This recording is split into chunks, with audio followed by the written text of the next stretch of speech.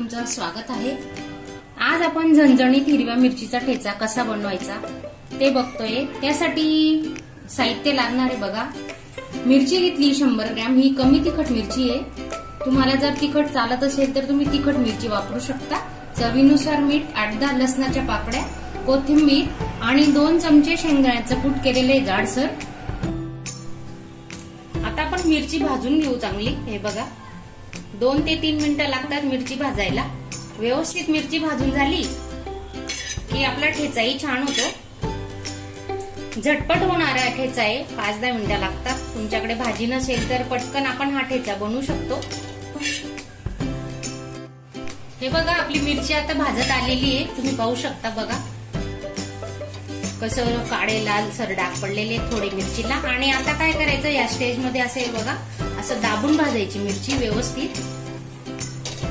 मिरची चांगली भाजली गेली ना मग तिखटपणाही कमी होतो मिरचीचा। आणि थोडं तेल टाकूया आपण आता।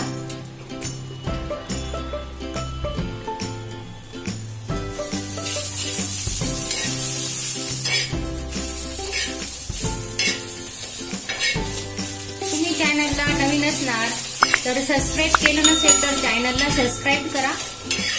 आणि हा माझा आजचा व्हिडिओ तुम्हाला आवडला असेल तर नक्की लाईक करा आणि तुम्हीही असा ठेचा करून बघा। मिरची अशी मऊ भाजत आली ना तर आपलं लगेच लक्षात येतं। आता आपण गॅस बंद करतोय आणि 10 मिनिटं आपण आता झाकून ठेवू।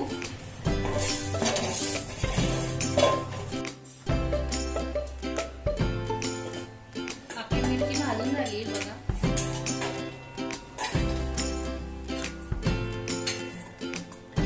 थंड झाल्यानंतर आपण ठेचा बनवून घेऊ। लसणाच्या पाकळ्या बारीक करून घेऊ आपण आता।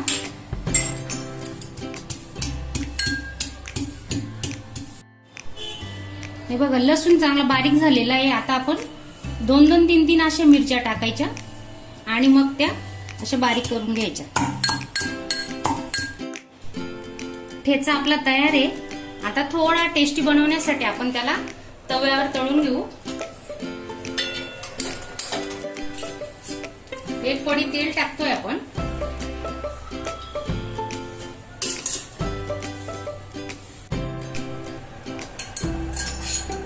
तेल गरम झालंय।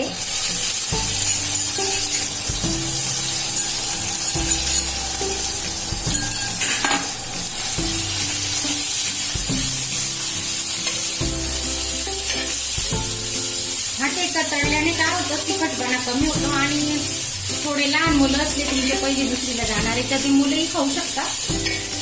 चवीनुसार मीठ टाकतोय आपण।